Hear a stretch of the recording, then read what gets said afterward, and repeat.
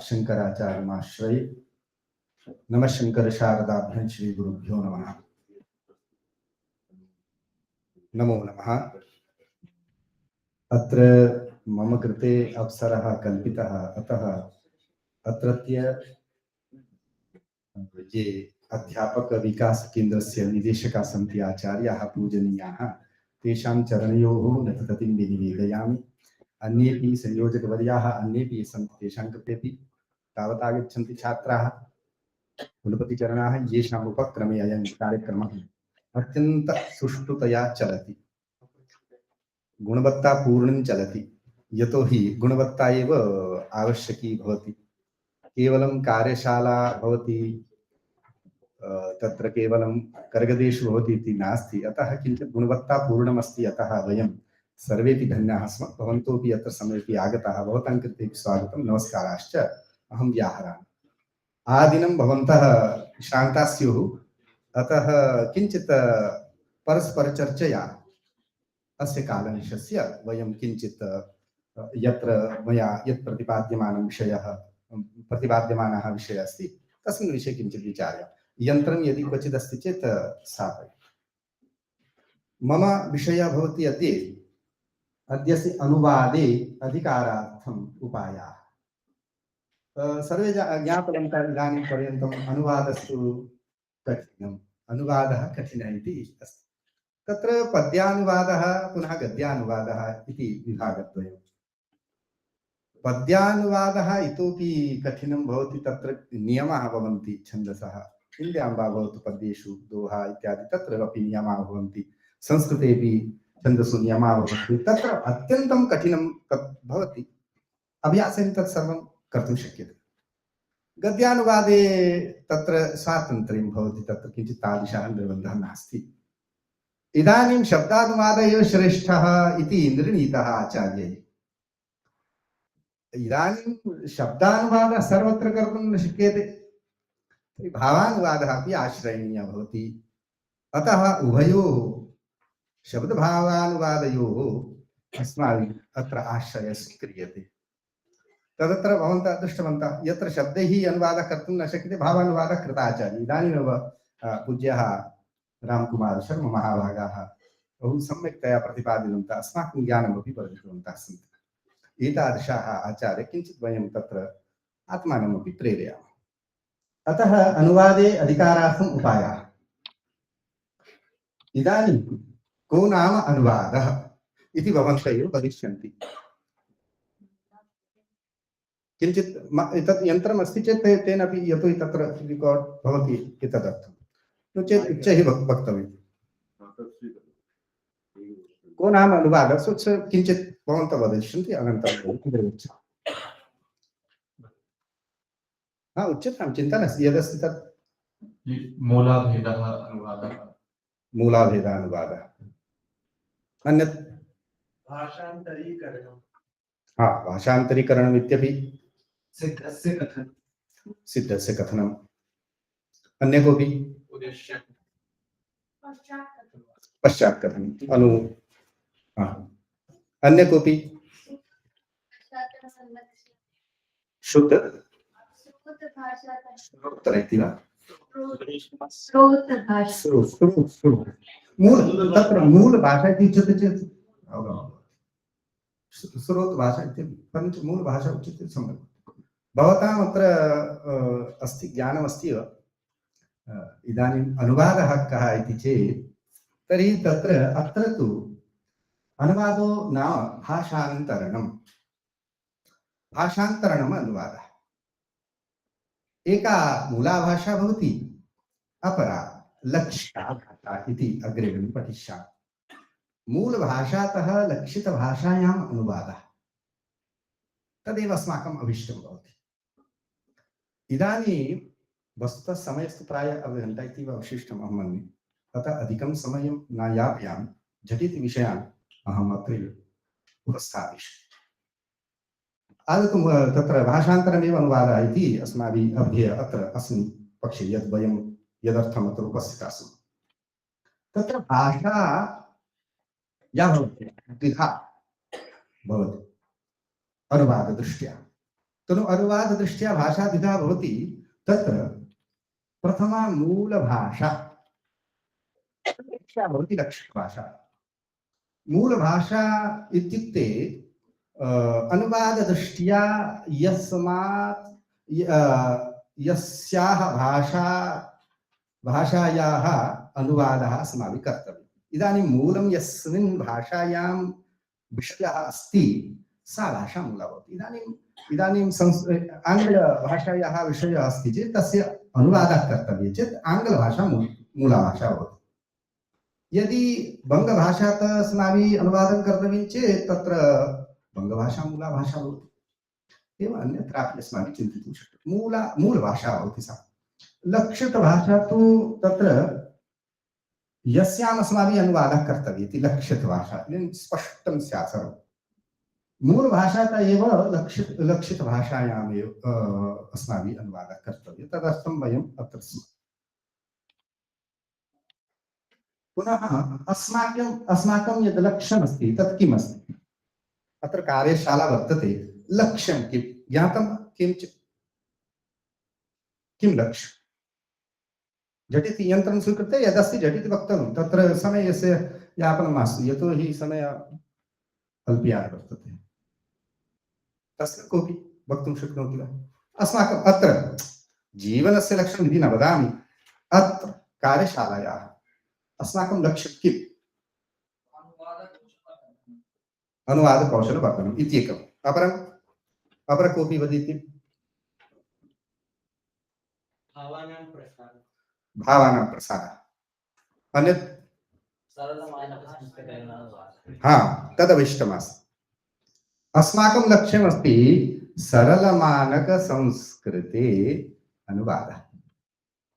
तदर्थं खलु एषा कार्यशाला। इदानीम् अनुवादः क्रियते, व्याख्याः भाष्याणि भवन्ति, तत्र भाषाः प्रौढा भवति। अतः सरलमानकसंस्कृतम् अनुवादः इत्येव अस्माकं लक्ष्यम् इति स्पष्टं स्यात् सर्वेषां। तत्र भारतेतरभाषाभ्यः भारतीयभाषासु अनुवादः इत्येकम्। भारतेतरभाषा भवितुमर्हन्ति, आङ्ग्लभाषा, फार्सी अपि भवितुमर्हति, अन्यान्य। ततः भारतीयभाषासु अनुवादः इत्येकं लक्ष्यम्। तत्रापि भारतीयभाषाणां संस्कृतभाषायाम् अनुवादः इत्येकम्। भारतीयभाषा तत्र कन्नडपि, तमिलपि, तेलुगु अथवा अत्र बङ्गभाषा, गुजराती भाषा, पञ्जाबी, पहाड़ी एवं तत्र भवितुम् अर्हति। ततः संस्कृतभाषायाम् अनुवादः इत्यपि अस्ति। तत्र भवति, तत्र तु अस्माकं मुख्यं किमस्ति? मुख्यमस्ति भारतेतरभाषाणां भारतीयभाषाणां च संस्कृतभाषायाम् अनुवादः इत्यस्ति अस्माकम् उपक्रमः। तत्रापि सरलमानकसंस्कृते अनुवादः लक्ष्यमस्माकं सरलमानकसंस्कृते अनुवादः। इदानीम् अस्माभिः यदा वयं पश्यामः तत्र शास्त्रेषु व्याख्या भवन्ति, भाष्यं भवति, तत्र प्रौढा भाषा शास्त्रीयभाषा प्रयुक्ता भवति। इदानीं सामान्याः तत् न जानन्ति। तत् कृत्वा तेषाम् आनयनाय, तेषां सुखेन अवबोधाय अस्माभिः सरलमानकसंस्कृते अनुवादः करणीयः। एतदर्थम् अस्माकं लक्ष्यमत्र कार्यशालानाम् आयोजनं क्रियते। अतः मुख्यं तु सरलमानकसंस्कृतं। सरलं स्यात्, अनुवादः सरलः स्यात्। परञ्च सरल इत्युक्ते तत्र मानकं नास्ति चेत् मानकं नाम व्याकरणपरिनिष्ठाः, व्याकरणनियमाः तत्र भवेयुः। अतः तदपि अपेक्षते। अतः मानकपदं तत्र योजनीयं। सरलमानकसंस्कृते संस्कृतेव अनुवादः कर्तव्यः। यतोहि तत्र बहवः विषयाः सन्ति, आङ्ग्लभाषायाम् अथवा अन्येषु भारतीयभाषासु अपि सन्ति। तेषां संस्कृते अनुवादः कर्तव्यः इति भारतसर्वकारस्य अपि अस्ति कश्चन उपक्रमः। अतः तदर्थं वयम् अत्र समागताः। अग्रे कानां मूलभाषा लक्षितभाषा च इति पूर्वमपि अस्माभिः विचारितव्यं। मूलभाषा तत्र भारतेतरभाषाः, भारतीयभाषा च। तत्र भारतेतरभाषा अपि भवितुमर्हति, भारतीयभाषा अपि भवितुमर्हन्ति। लक्षितभाषा तु अस्माकं का वर्तते संस्कृतभाषा एव। यतोहि वयं संस्कृतछात्राः, अस्माभिः भारतेतर अथवा भारतीयभाषाभ्यः संस्कृतभाषायामेव अनुवादः कर्तव्यः। तदर्थमेव वयमत्र समवेताः स्मः इति भवन्तः जानन्ति। अतः लक्षितभाषा अस्माकं संस्कृतभाषा। इदानीं तत्रैव अस्माकं नाम तत्रैव वयं भवामः इति अपि न, केचन मया श्रुतं अत्र आङ्ग्लभाषायामपि अनुवादं कुर्वन्ति, तदपि अस्माकं गुणमेव, तदपि भवितव्यं। संस्कृते एव वयं अनुवादं कुर्मः इत्येव नास्ति, अन्यासु भाषासु अपि वयं कर्तुं शक्नुमः। अग्रे मूलभाषायां लक्षितभाषायां च अधिकारः। इदानीम् अनुवादे अधिकार इति पदमस्ति। अनुवादाय अधिकार प्राप्ति आवश्यकी भवति। भवन्तः जानन्ति सरलमानक संस्कृते अनुवादः अतीव कठिनः। इदानीं वयं द्वितीयदिने अपि ज्ञातवन्तः कथं तत्र कठिनं भवति। अतः तत्र यदि अनुवादे अधिकार प्राप्तिर् अस्माभिः कर्तव्या, अधिकारो नाम कश्चन सामर्थ्यविशेषः। अग्रे वयं पश्यामः। मूलभाषायां लक्षितभाषायां च अधिकारः अपेक्षते, नो चेत् अनुवादं कर्तुं न शक्यते। स च अधिकारः कीदृशः इति चेत् तद्विषये अत्र अधिकारो नाम सामर्थ्यम्। मूलभाषायामपि सामर्थ्यं स्यात्, लक्षितभाषायामपि सामर्थ्यं स्यात्। यदि भवत्सु यदि अधिकारस्य अन्यापि अर्थः यदि अस्ति चेत् बुद्धौ वक्तुं शक्नुवन्ति। इदानीम् अधिकारो तत्र अधिकारस्य बहवः अर्थप्रकरणानुसारं भवन्ति। अधिकारस्य मम एव अधिकारः इति नास्ति, सर्वे आनेतव्याः, सर्वेषाम् अधिकारः।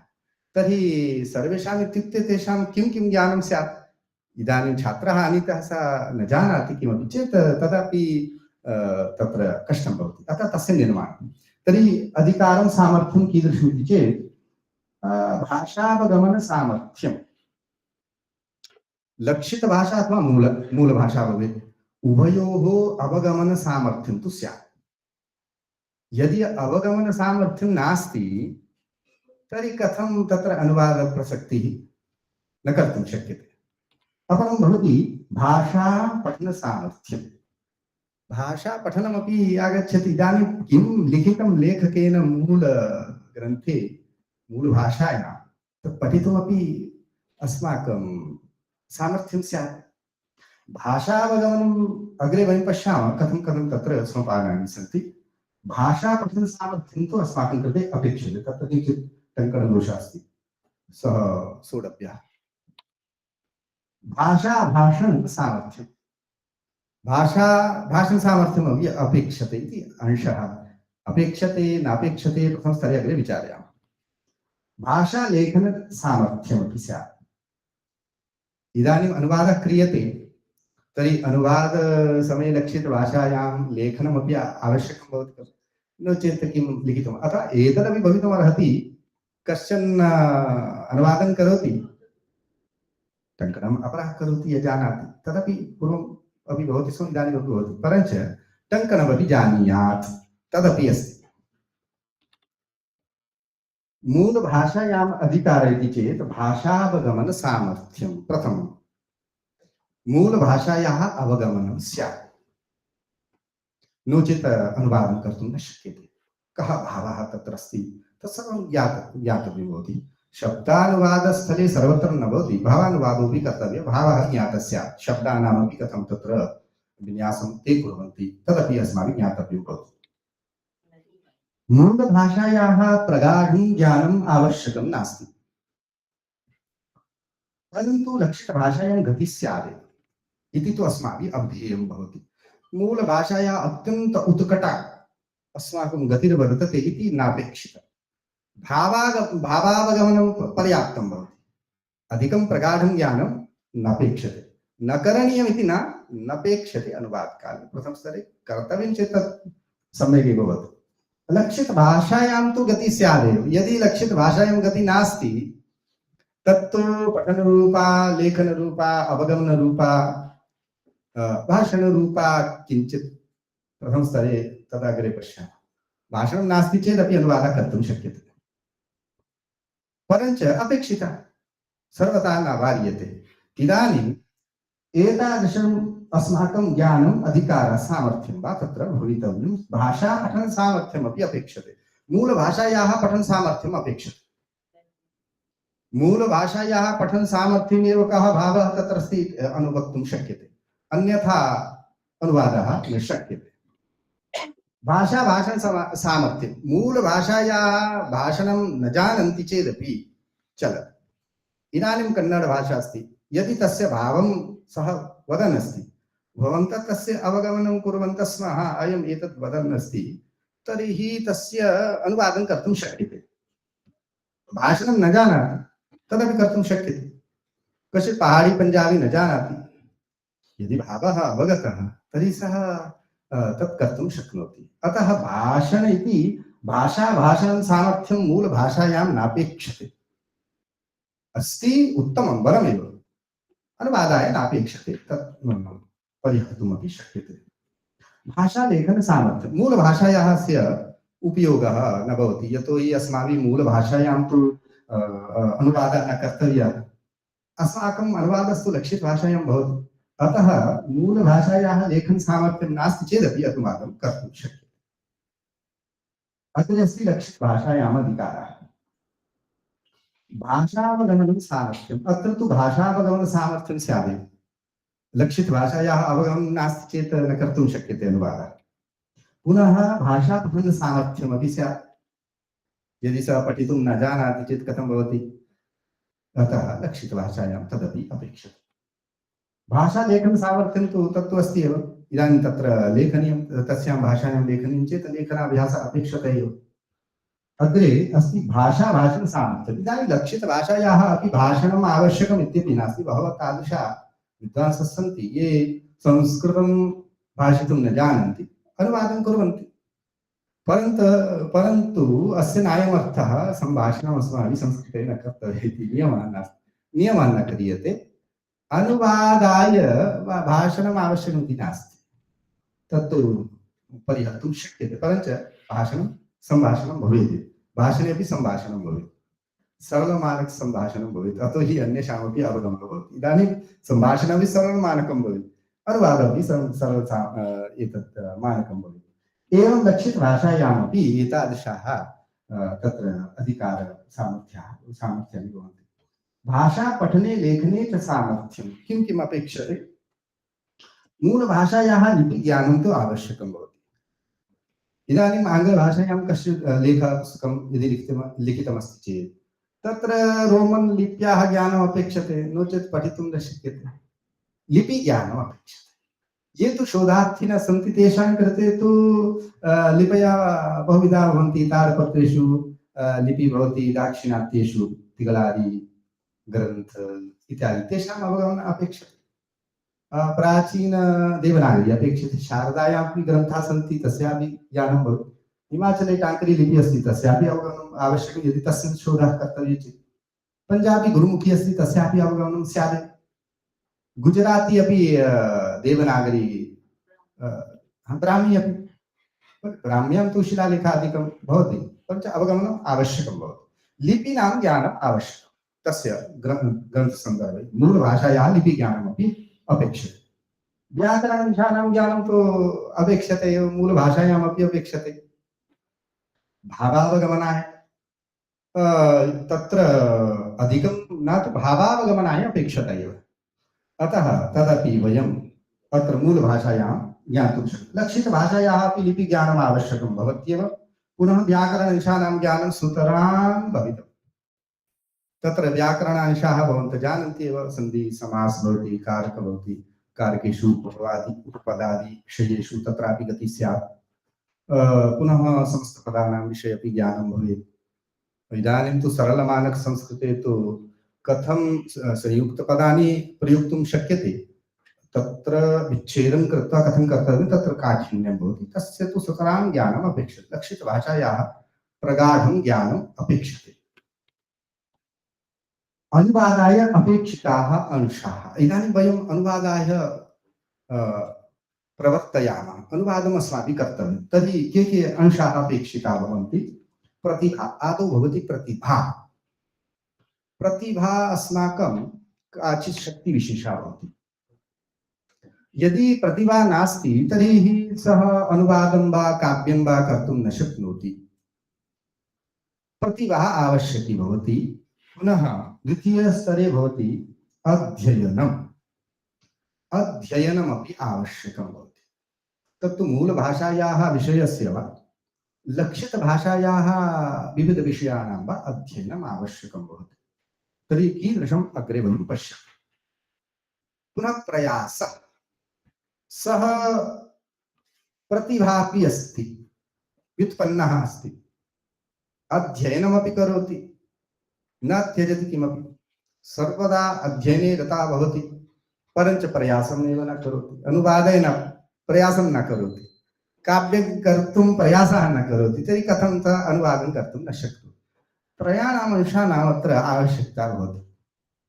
अत्रापि प्रतिभा या भवति, प्रतिभा भगवदाधीना भवति।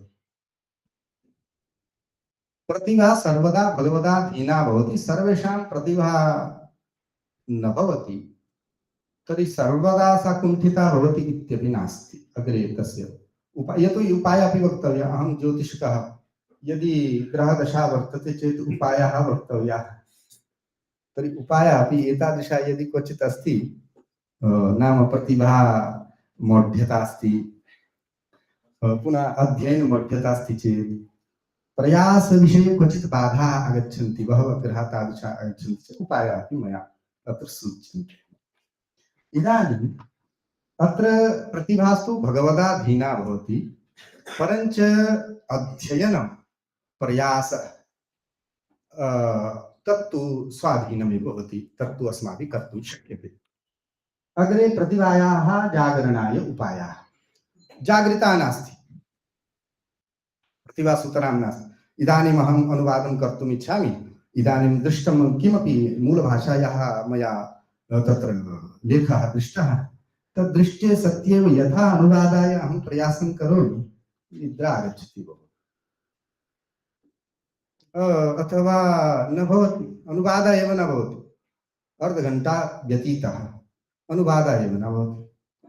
इदानीं कश्चन बहवः अत्र श्लोकनिर्माणमपि कुर्वन्ति, कवनमपि कुर्वन्ति। ते जानन्ति, कदाचित् श्लोकनिर्माणम् इच्छति सः, कदाचित् सप्ताहपर्यन्तं मासपर्यन्तमपि न भवति, कदाचित् झटिति भवति। अतः तत्रापि तत्र प्रतिभा जागरणाय, एतत्तु प्रतिभा तस्य अस्ति, तन्न भवति, तत् किञ्चित् सच्च भिन्नः विस्तदा मध्ये क्वचित् अन्तर्दशा अपि आगच्छति, तर्हि अन्तर्दशायां किञ्चित् जाड्यता इतोपि प्रतिभायाम् आगच्छति, तस्य ग्रहणं करोति। अतः तस्मिन् विषये किम् अस्माभिः कर्तव्यम्, उपायः उच्यते। तत्र व्याकरणस्य अध्ययनं प्रथमं। प्रतिभायाः जागरणाय किं भवति, व्याकरणस्य अध्ययनम् अवश्यम् अध्येतव्यं। व्याकरणं तत्तु ज्योतिषकानाम् अपि तत् प्रथमं भवति, अन्येषामपि प्रथमं भवति। सर्वेषां शास्त्राणां कृते प्रथमं व्याकरणम् अध्ययनं कर्तव्यम्। तत्र सन्धि समास इत्यादिकं कारकादि सर्व तद्धितानि प्रत्ययाः सर्वमपि तत्र स प्रकृतिप्रत्यय ज्ञानं तस्य स्यात्, धातूनां ज्ञानं स्यात्, तत्सर्वं व्याकरणस्य अध्ययनं कर्तव्यं। तेन प्रतिभायाः जागरणं भवति। प्रतिभायाः जागरणाय तत् हिन्द्याम् उच्यते रामबाण। तो रामबाणेव रामबाणसदृशं रामशरसदृशम् एतदस्ति उपायः। अयम् उपायः तत्र अस्माभिः कर्तुं शक्यते। व्याकरणस्य अध्ययनं प्रतिनित्यम् अध्ययनं कर्तव्यं। तेन अस्माकं प्रतिभा जागरिता भवति। इदानीम् अनुवादाय भावानाम् उत्पत्ति शब्दाः तु भवन्ति, यत्र शब्दानुवादः न भवति अवरुद्धः भवति, तत्र भावानाम् उत्पत्ति भवेत्। यदा भावानाम् उत्पत्ति भवति तदा अनुवादाय तत्र अस्माकं व्याकरणशास्त्रं नास्ति। इदानीं व्याकरणस्य ज्ञानं नास्ति चेत् सः कथं तत्र पदनिर्माणं कर्तुं शक्नोति। अतः व्याकरणमाश्रित्य प्रतिभायाः तत्र जागरणं भवति।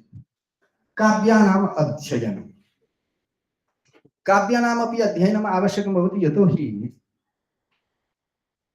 तत्र कविचरणाः तादृशाः प्रतिभासम्पन्नाः भवन्ति।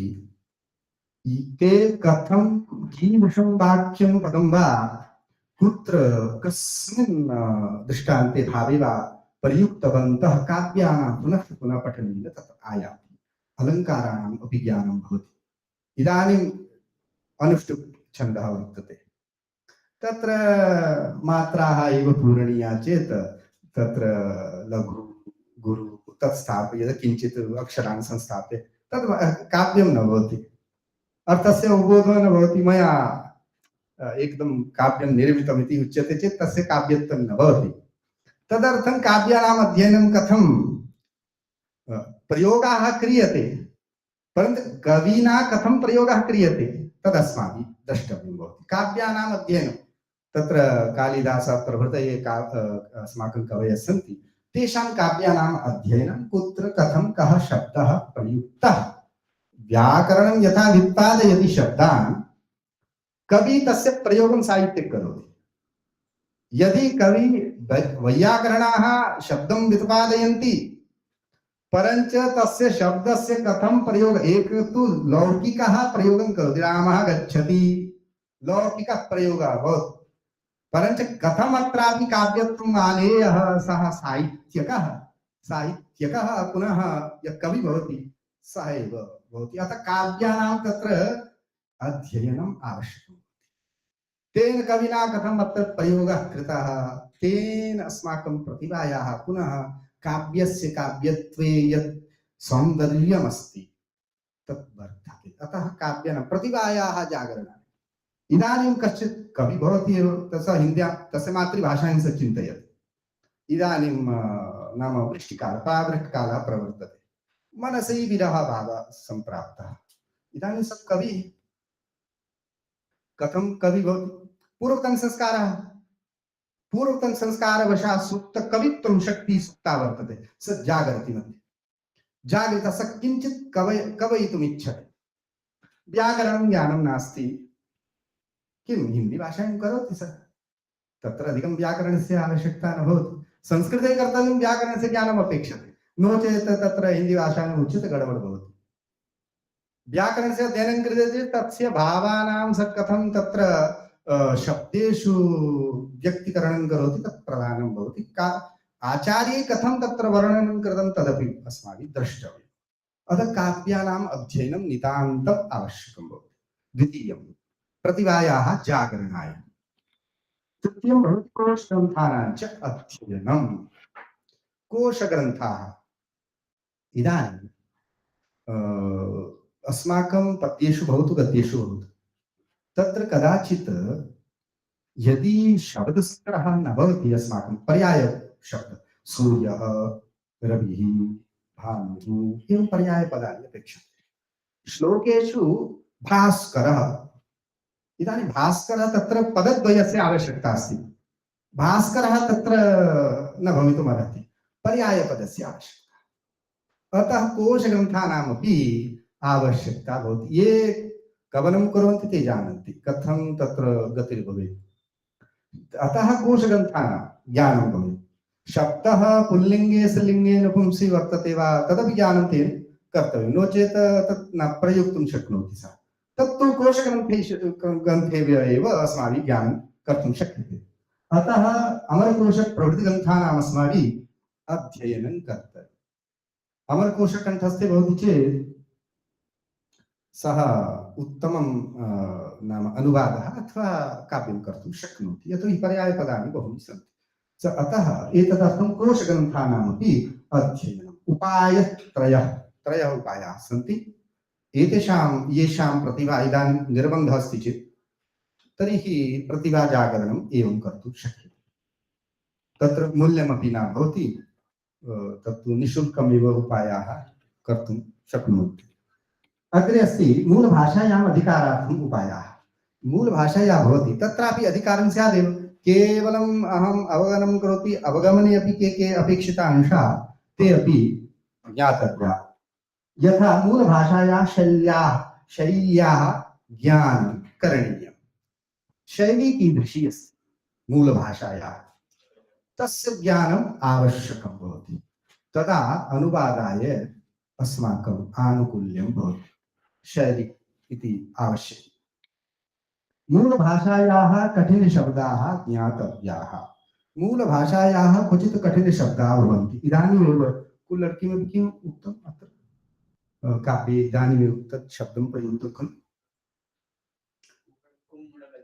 कुम्मडगति तादृश तस्य तादृशं मम कृते तु प्रायः नवीन एव कठिनं मम कृते अतः तादृशशब्दानां ज्ञानम् अपेक्षते इतोपि शब्दाः तादृशाः कठिनाः भवन्ति तेषां ज्ञानं यदि नास्ति किम् अनुवादः करिष्यति तत्तु आवश्यकं कठिन ये शब्दाः भवन्ति पारिभाषिकशब्दाः भाषासु भवन्ति एव ते तेषां कठिनशब्दानां ज्ञानं नितान्तम् आवश्यकं भवति अतः कठिनशब्दानाम् अस्माकं ज्ञानं स्यात् तदा एव अनुवादं कर्तुं शक्यते सांस्कृतिकाः भौगोलिकाः सामाजिकाः च अंशाः अवगन्तव्याः भवन्ति सा मूला भाषा कुत्रत्य अस्ति तत्रत्य संस्कृति कीदृशी वर्तते यतोहि कवेः काव्ये लेखकस्य तत् लेखे सांस्कृतिक तत् प्रभावः भवत्येव सर्वे जानन्ति प्रभावः भवन्ति अतः तस्य ज्ञानम् अपेक्षते कुत्रत्य अस्ति तस्सा संस्कृति अस्माभिः ज्ञातव्या पुनः भौगोलिकाः भवन्ति भौगोलिकपरिवेशः कीदृशः तत्रत्य आसीत् अतः तदपि अपेक्षते पुनः सामाजिकाः तत्र समाजे कीदृशं तेषां व्यवहारादिकमस्ति सामाजिकस्थितिः कीदृशी अस्ति तदपि आवश्यकी तद् व्याख्यानं सम्प्रति न करोमि परन्तु सामाजिकविषये अपि अस्माकं ज्ञानं एतादृशा ये अंशाः भवन्ति ते अवगन्तव्याः भवन्ति अनुवादसन्दर्भे पुनः ज्योतिषज्ञानं तु अपेक्षितं क्वचित् एतादृशापि भवति समयस्य क्वचित् सन् संवत विक्रम इत्यादि तत् किञ्चित् ज्ञानम् अपेक्षते यथा ऐतिहासिके लेखाः भवन्ति तत्तु अस्माकं कृते नितान्तम् अपेक्षन्ते पुनः तत्रत्य क्षेत्रीयभाषा तु अपेक्षिता एव अस्ति तत्तु पूर्वं मूलभाषा अस्माभिः उक्ता अनुवादे अधिकारार्थम् उपायाः इदानीम् अनुवादे अधिकारमूलविषयस्तु अयमेव अस्माकम् अनुवादे अधिकारार्थम् उपायाः अपेक्षन्ते तदा एव अस्माभिः अनुवादं कर्तुं शक्यते नो चेत् न कर्तुं शक्यते अनुवादांशस्य पूर्वापरः प्रसङ्गः ज्ञातः स्यात् यस्य लेखस्य अथवा लेखस्थस्य पङ्क्त्याः वा अथवा अंशस्य वा यत्र अस्माभिः अनुवादः क्रियते तस्य पूर्वापरप्रसङ्गः अवश्य ज्ञातव्यः नो चेत् तत् कर्तुं न शक्यते अशुद्ध वेद पाठ नहीं करना चाहिए एक ही हमें लिखा क्योंकि वो वेद पाठ उसने बोला बस इसमें लिख दिया वेद पाठ नहीं करना बस मुक्त हो गए बस अपना हरिभजन करो पर पिछले पृष्ठ में जो था वो था कि अशुद्ध अवस्था में आगे वो दूसरे पृष्ठ जगह नहीं थी तो अगले पृष्ठ में चला गया वेद पाठ नहीं करना चाहिए पूरी पंक्ति ना ले करके उसने केवल वेद पाठ नहीं करना चाहिए इसी को लेकर के खूब हो हल्ला कर दिया बोला अब से तो मैं मुक्त हो गया देखो ग्रंथ में लिखा हुआ प्रमाण मिल गया परंतु पूर्वापर प्रसंग नहीं देखा कि पिछले ही पृष्ठ में लिखा कि अशुद्ध अवस्था में वेद पाठ नहीं करना चाहिए प्रसंग पूर्वापर प्रसंग ज्ञात स्यात् नो चेत अनुवादे समस्या भवति प्रशस्ततरः अनुवादः न भवति प्रशस्तः अनुवादः अपेक्षते अतः तदर्थं पूर्वापर प्रसंगस्य ज्ञानम् अपेक्षते मूलभाषायाः एव पुनः छद्म शब्दानां ज्ञानं स्यात् कदाचित् भाषान्तर मूलभाषायां तादृशाः शब्दाः भवन्ति ये छद्मरूपेण तत्र तिष्ठन्ति ते अलक्षितभाषा शब्दसदृशाः एव प्रतीयन्ते प्रतिभान्ति तत्रापि तेषामपि ज्ञानं स्यात् आभार इति शब्दः हिन्द्याः अथवा संस्कृतस्य आभार इति एकः शब्दः आभार मैं आपका बड़ा आभारी हूँ ये संस्कृत का शब्द है या हिंदी का है कैसे कोई बता सकता है आभार इति आपका मैं बहुत आभारी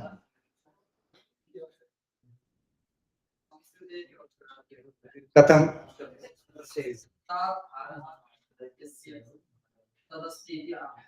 भवतु तत् कर्तुं शक्यते तत्र विप्रतिपत्तिः नास्ति तथा किञ्चित् कर्तुं शक्यते नास्ति आभार इति नोच्यते संस्कृते क्वापि तत् तस्मिन् अर्थे एव अतः आभार एकं शब्दः यथा आभार इति अयं शब्दः सामान्यतया संस्कृतशब्दः प्रतिभाति परं च अयं हिन्दीभाषायाः शब्दः अस्ति हिन्दीभाषायां बहुधा प्रयुज्यते संस्कृतभाषायां वयं तत्र कर्तुं शक्नुमः तत्र नास्ति संस्कृते सामर्थ्यमस्ति एव अतः आभार इति शब्दः एतादृशाः बहवः शब्दाः भवितुमर्हन्ति ये अत्र अस्माभिः संस्कृत हिंदी प्रभावात् अस्माभिः स्वीक्रियन्ते अतः छद्मशब्दाः ये भवन्ति तेषां ज्ञानम् आवश्यकं नो चेत् अनुवादस्य तथा श्रेष्ठता न भवति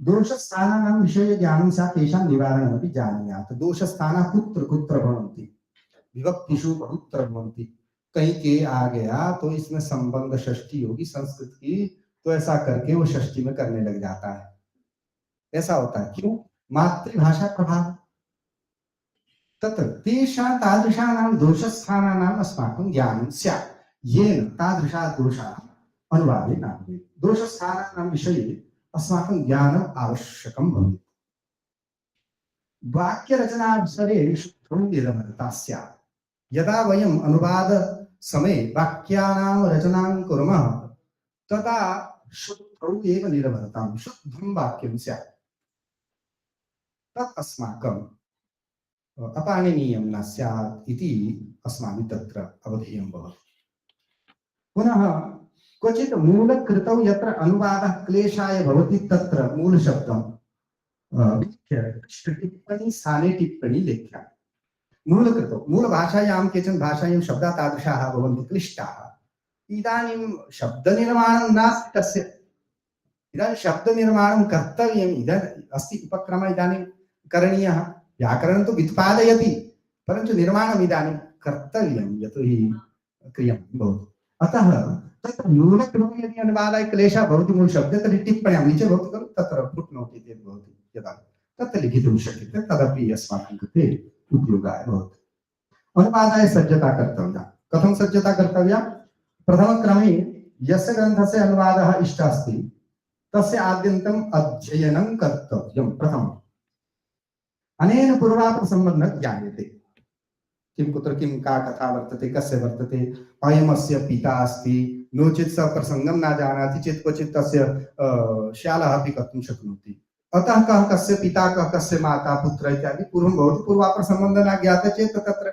सः अनुवादस्य दुष्टः भवति अनेन पूर्वापरसम्बन्धः ज्ञायते द्वितीयक्रमे किं कर्तव्यम् अध्ययनावसरे मनसि एव अनुवादः कुर्वन् पठनीयम् कुर्वन् पठन्ति अनन्तरं तृतीयक्रमे अनुवादः प्रारम्भणीयः तदा दोषाः अल्पाः भवन्ति इति अस्माभिः अध्येयम् इदानीम् अव्युत्पन्नानां शब्दानां साधुत्वविषये अपि अस्माभिः विचारः करणीयः अव्युत्पन्नाः शब्दाः भवन्ति तेषां व्युत्पत्तिं दर्शयितुं न शक्यते अव्युत्पन्नानां संज्ञापदानां विभक्तियोजनेन साधुत्वं सम्पादयितुं शक्यते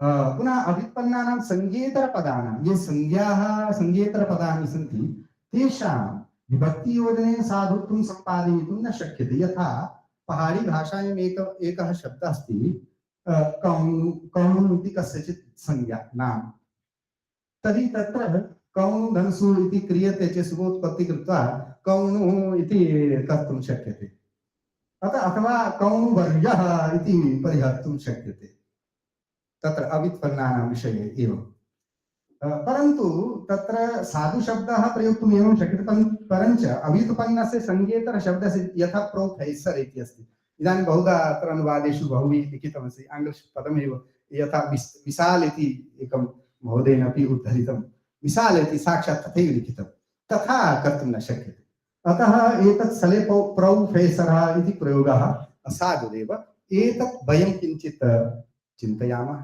विचारयामः ईषदेव विषयः मया अत्र प्रतिपादितः मत्कृते अवसरं कल्पितवद्भ्यः अहं लतिततिं निवेदयामि।